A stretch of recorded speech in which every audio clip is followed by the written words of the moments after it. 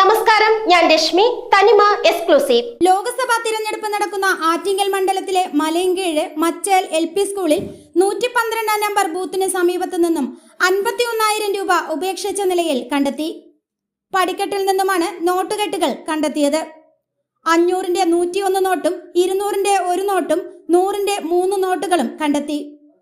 വെള്ളിയാഴ്ച രാവിലെ 8:30 ബൂത്തിൽ വോട്ട് ചെയ്യാനായി വരിയിൽ നിന്ന ആളുടെ ശ്രദ്ധയിൽപ്പെടുകയും തുടർന്ന് തുക മലയൻകീഴ് പഞ്ചായത്ത് അംഗം അനിലിനെ ഏൽപ്പിക്കുകയും ചെയ്തു. സ്ഥലത്തെത്തിയ അനിൽ ഇലക്ഷൻ സ്ക്വാഡ് ഉദ്യോഗസ്ഥരെ വരുത്തി കൈമാറി. കാട്ടാക്കട AEO കൂടിയായ തിരഞ്ഞെടുപ്പ് സ്ക്വാഡ് ഉദ്യോഗസ്ഥൻ രാജ്മോഹൻ സ്ഥലത്തെത്തി മഹസർ തയ്യാറാക്കി തുക ട്രഷറിക്ക് കൈമാറി.